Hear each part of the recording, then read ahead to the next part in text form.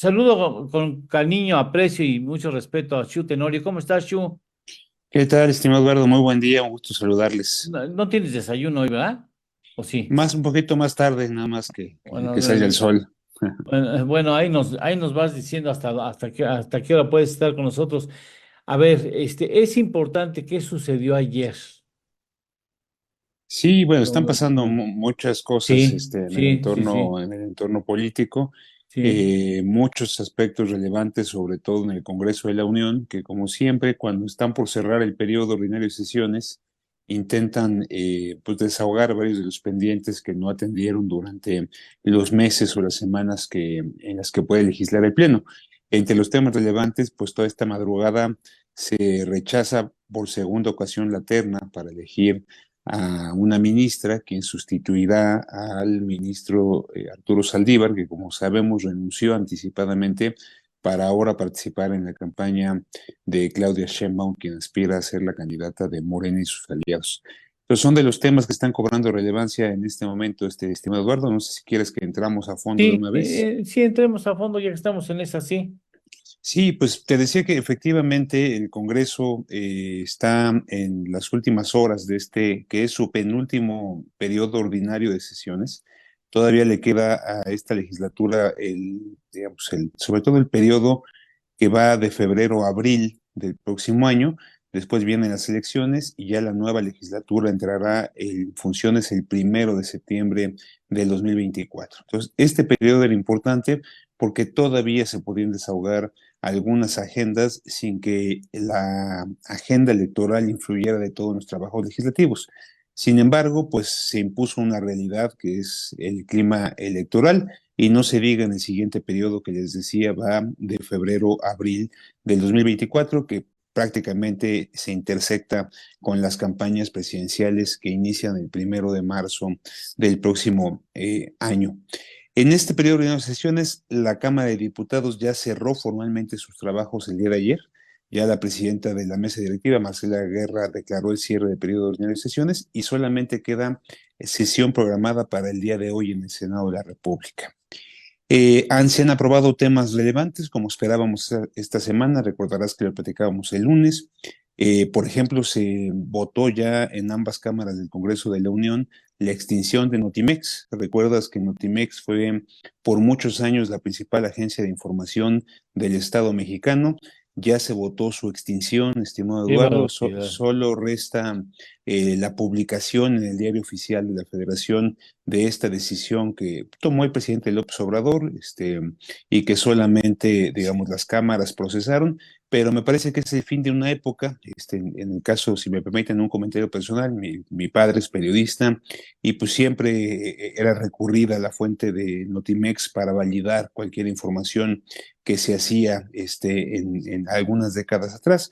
Hoy las redes sociales nos han cambiado la dinámica de la información, pero hace un par de décadas, pues, Notimex era un imprescindible para quienes seguimos la vida pública del país. Hoy extinta ya por decisión del Congreso de la Unión, solo restaría su publicación en el Diario Oficial de la Federación.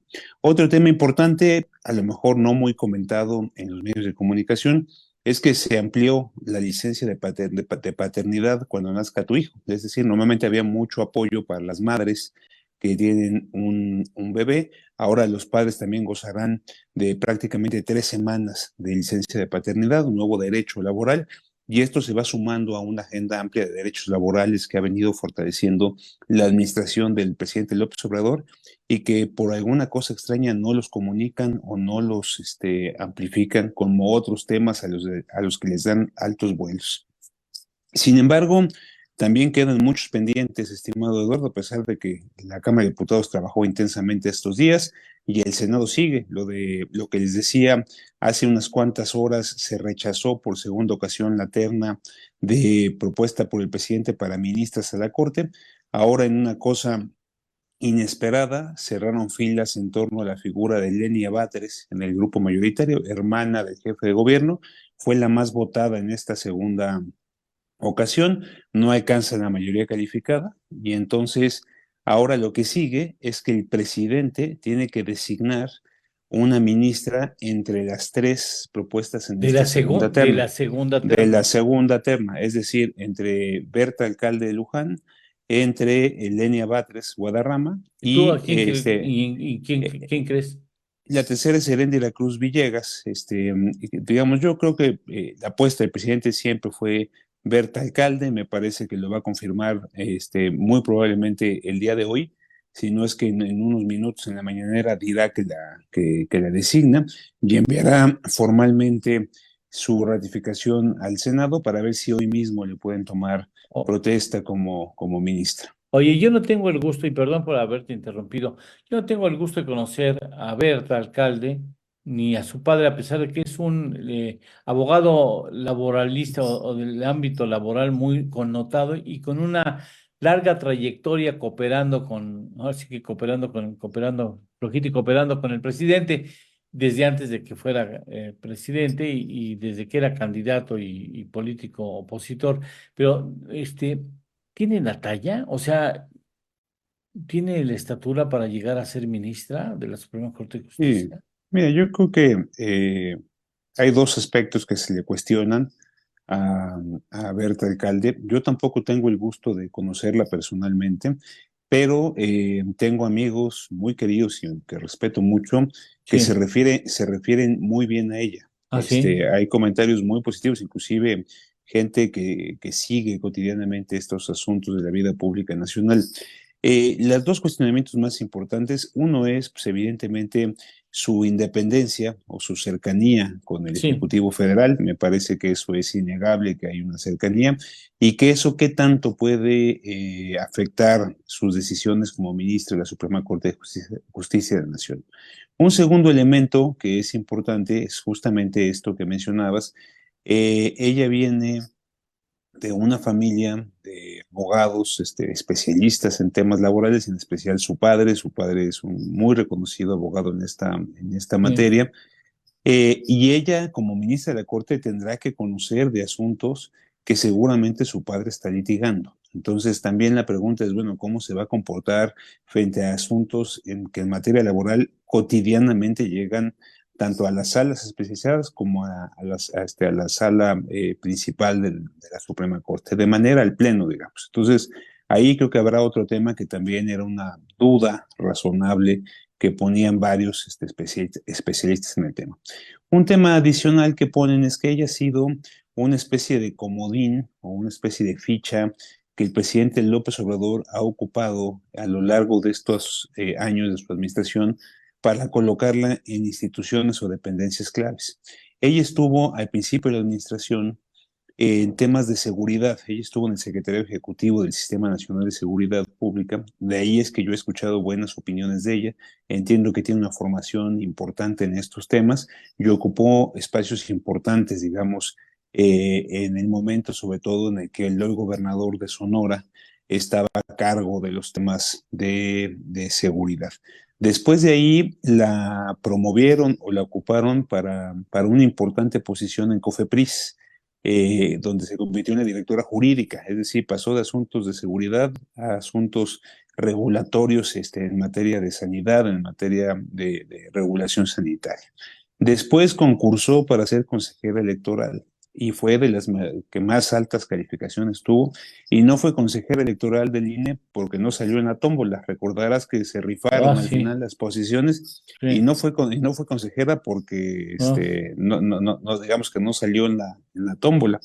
Y ahora la proponen y va a ser designada ministra de la Corte, muy probablemente. Entonces la pregunta también de muchos, o es una mujer que tiene altas competencias para ocupar cargos tan diversos, o bien, pues más bien ha sido una ficha útil o funcional para el Ejecutivo Federal.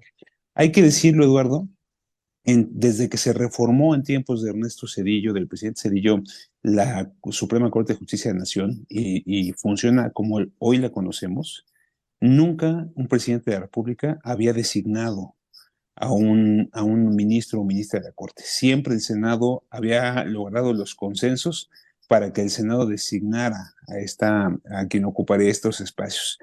Esta situación, pues lo que queda claro es que el presidente gana un espacio más, que ya tenía, digamos, es claro que el ministro Saldívar también tenía una estrecha Pero relación.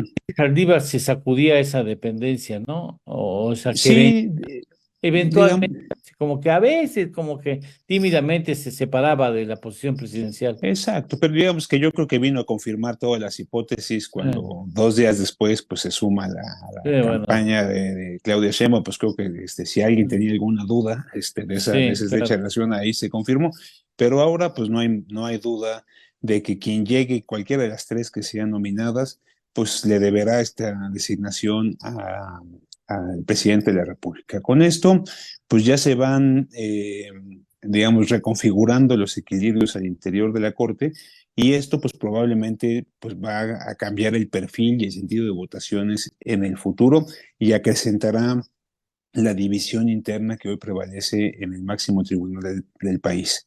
Junto a esto, en el Senado de la República, ayer lo declaraba el senador Ricardo Monreal, no se alcanzaron acuerdos amplios, él decía, se intentó hacer un paquete de nombramientos, y fíjate lo triste, o sea, no solamente van a quedar muchos espacios sin cabeza, pero particularmente me parece que es de llamar la atención dos órganos constitucionales autónomos, el INAI, que Ujú. está conformado por 7 comisionados, no fueron nombrados los 3 que están vacantes y seguirá operando con 4. Y Qué opera con barbaridad. 4 porque la Corte le dio permiso, porque su ley orgánica le exige tener al menos presentes 5 de sus integrantes del máximo órgano que es el Consejo.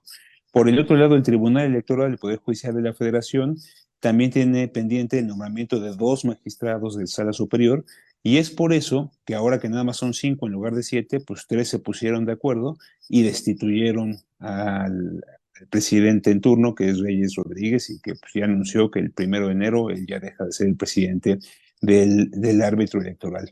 De manera que, por supuesto, que estas decisiones, me imagino que de alguna manera platicadas con el Ejecutivo Federal, de no nombrar a los integrantes de órganos colegiados, pues termina por afectar su cotidianidad, termina por afectar su funcionamiento en el día a día, y por supuesto que tendrá implicaciones en sus decisiones en el próximo año. Entonces, Oye, el Senado cerrará déjame hoy. una pregunta. ¿Eso le afecta a la imagen? O sea, ¿no pierde Ricardo Monreal o le van a poner tache ahí o a Pues mira, Ricardo? en realidad Monreal pues regresa al Senado en una condición muy distinta a como ¿A fue cómo en los se fue? primeros años. Él era coordinador del grupo parlamentario, presidente de la Jucopo. Hoy sería un senador que, digamos, muy respetado, con acceso a todas las bancadas, pero hoy no tiene la fuerza que La tuvo en fuerza. otros momentos. Aún así, me parece que hizo un ejercicio importante en unos días tratar de construir un acuerdo, pero parece que algunas de las propuestas, sobre todo para magistrados en salas regionales, no fueron bien vistas en el Ejecutivo, y eso detonó que se rompiera este acuerdo amplio que se estaba construyendo. Y bueno, veremos hoy si alcanza para nombrar algo en las próximas horas, pero parecería que van a seguir acéfalos buena parte de estas posiciones. A ver, tenemos dos preguntas. Una es mía y otra del público. A ver, adelanto la mía. ¿Esto anticipa al presidente que el año entrante se le va a cebar el asunto de los cambios constitucionales? ¿Sería un cover, hacia un adelanto de lo que va a vivir a principios del 2024? Esa es mi pregunta. ¿Y cuál es la pregunta del público, Vero? Buenos días, Shu. Hola, Vero. Adolfo Villegas pregunta. Dice, ¿qué significa que el presidente vaya a nombrar a la ministra directamente? Bueno, ok. Sí, digamos, lo que les decía es Ujú. que, pues, digamos, claramente, pues, quien llegue a la Corte sabrá perfectamente que su apoyo vino de Palacio Nacional, y seguramente sus lealtades estarán ahí. Digo, ojalá que haya estatura de miras, estatura en quien asuma esta responsabilidad y tenga una visión republicana, una visión de Estado, pero la realidad es que sabemos, como en el caso de otras ministras como Yasmín Esquivel o Loreto Ortiz, pues que estarán atendiendo seguramente la agenda y las prioridades que marca el Ejecutivo Federal. Por respecto a lo que mencionas, Eduardo, había una gran preocupación desde la semana pasada, porque ante los hechos de Monterrey, donde Samuel García tiene que regresar a la gubernatura y Movimiento Ciudadano se queda sin candidato a la presidencia, Dante Delgado, en un exabrupto, dice que el bloque de contención está muerto. El bloque de contención es esta especie de barrera que hizo la oposición, sobre todo en el Senado de la República, para que no se aprobaran reformas constitucionales, es decir, para que Moreno no tuviera 2/3 partes del Pleno. Cuando Dante Delgado dice está roto el bloque de contención, pues evidentemente el presidente olfateó muy bien una oportunidad de impulsar su agenda y es por eso que anuncia que va a volver a enviar las iniciativas como la Guardia Nacional. Ayer o antier se envalentona y dice que va a enviar una reforma para desaparecer los órganos constitucionales autónomos, buscando tener en febrero esta mayoría calificada. Lo que pasó con la terna hace suponer que a pesar del exabrupto de Dante Delgado, Movimiento Ciudadano se va a mantener contrario a las iniciativas como estas que he referido del presidente López Obrador. Ayer el coordinador de los senadores de Movimiento Ciudadano, Clemente Castañeda, dijo que aunque tienen diferencias con el PRI y con el PAN, no quiere decir que en automático van a aprobar las iniciativas del presidente López Obrador. Esa es una buena noticia. Pero lo que hay que recordar, estimado Eduardo, es que Sí. en el próximo año se renueva la totalidad de las cámaras del Congreso de la Unión y que si Morena y el presidente logran tener mayoría calificada, pues seguramente ya con Uf. otra presidenta tendremos una mayoría calificada buscando aprobar estas reformas. De ahí que la votación del Congreso pues es muy importante y ojalá que quienes nos están viendo pues analicen muy bien por quién van a votar. Solamente un comentario breve. Sí. Una cosa similar a esto está pasando en la Ciudad de México. Ayer se intentó ratificar a la fiscal Ernestina Godoy, igual que en el caso del Senado se requerían 2/3 partes. Eh, pues un diputado, Fernando Mercado, llamó el milagro de Navidad porque llegaron a trabajar ayer los 66 diputados. Dice que Justamente, insólito, ¿verdad? sí, Insólito. insólito, pero bueno, digamos que la fiscal Godoy, parafraseando al diputado Fernando Mercado, hizo el milagro de que se presentaran ayer todos, y esto Que le hizo pongan un que, altar. sí, bueno, pues ya, por lo menos, digo, no logró ser ratificada, pero logró llevar a trabajar a todos los integrantes Uy, del no, bueno. Congreso de la Santa, Unión. Santa, sí. Morena estuvo intentando durante todo el día ver cómo estaba el quórum para ver si en algún momento los números le daban las 2/3 partes. La oposición resistió y no pudieron votar la ratificación de la fiscal. Hoy, al parecer, no viene en el orden del día, con lo cual los diputados y diputadas de la Ciudad de México se tendrán que concentrar en la aprobación del paquete económico de la ciudad y quedará pospuesta la ratificación de la fiscal. Ella, por ley, termina su mandato el 10 de enero. La pregunta es, ¿qué pasa si no nombran a una fiscal en el Congreso? Todavía podrían convocar un periodo extraordinario, digamos, de aquí antes del 10 de febrero y votar su ratificación, pero si no, se queda un encargado de despacho, que es parte del equipo de la OE fiscal, y podrían transitar así hasta que concluya esta administración y el nuevo o nueva jefa de gobierno podrá tomar ya una decisión con respecto a la fiscalía. Qué Pero bueno, barbaridad. interesante lo que está pasando. Pero digamos que ayer en ambos congresos, tanto en el Senado como en la Ciudad de México, la oposición resistió una intención de un nombramiento por mayoría calificada y la oposición no se dio. Pues adelantan vísperas, ¿no? Cuando veas las barbas de tu vecino cortar, pon las tuyas a remojar, ¿no? Pues evidentemente puede ser una señal al presidente cómo se vienen las cosas el año entrante. Sin duda va a ser un periodo muy polarizante, Ay, sí. va a haber mucho choque entre los dos polos que están hoy disputando el poder en el país, pero bueno, será tiempos interesantes que ojalá podamos estar comentando acá con el auditorio. Sí, así lo espero yo, de veras, créeme.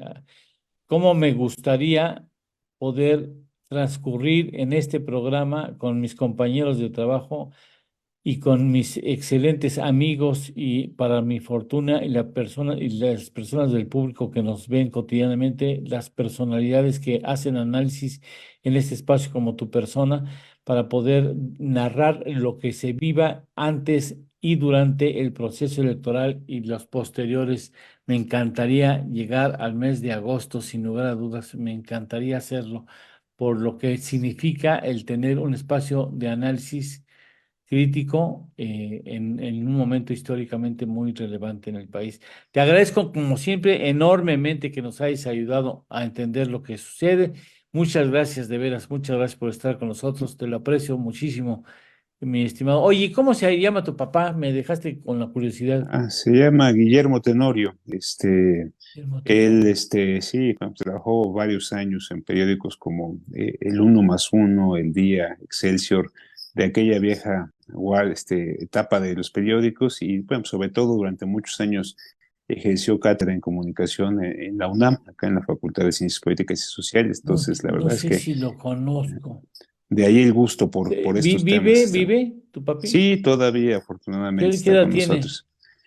Tiene 80 años, Eduardo. Entonces, En algún momento pudimos habernos conocido. seguramente, y Yo bueno, no sé. Pregúntale, nada más por de ocioso. sí, normalmente nos ve, entonces seguramente ¿Sí? ahorita me va a escribir, sí, porque también es muy madrugador y bueno, pues yo de ahí tomé Ah, bueno. estos Y papá hábitos. orgulloso, mi hijo sale en Ah, tele. Es muy bueno, ¿eh? Es muy bueno. Mi hijo sale en tele y es muy bueno. Así sucede con los papás. Mi mamá no hay me veía. no hay papá que no cree que su hijo Pues sí, es es bueno. maravilloso, es extraordinario, es Exactamente. talentosísimo, por supuesto, que en este caso aplica, ¿eh? En este caso aplica. Bueno, yo con que tenga el reconocimiento de mis padres, me Oye, quedo pero muy la tranquilo. satisfacción que le das a tu papá. Sí, fíjate, lo que es la vida, ya para no abusar del auditorio, yo siempre dije que jamás me iba a dedicar a cosas como él Y mira, y cada día me parezco más a mi papá, ¿y sabes entonces, qué? Que tienes una madera muy sólida como comentarista, ¿eh? Yo, la verdad, no es porque estés no, pues aquí, pero se los agradezco, honestamente, y pero bueno. tienes un grupo de fans en el INE. Ah, a ver, Vero, tienes ahí, ya saludo seguro. Hablando de tus fans, Shu, te mandan saludar y su reconocimiento, Leonardo Llamas Jiménez, Adolfo Villegas, Vale Odé, Edmundo Mier, Manuel Licea y Mauricio Salgado. Fue un gusto Bueno, a todas y todos, por seguirnos tan temprano y con este frío. Así es. oye, ¿la H es de Harvard o de huevo? No, no, este fue de Harvard, justamente hace un par de años estaba por allá en Boston. En Boston, bueno. Muchas gracias. Gracias, Gracias a como ustedes, siempre, que muy tengan buen amable. final de semana. Gracias. Igualmente, gracias. Gracias.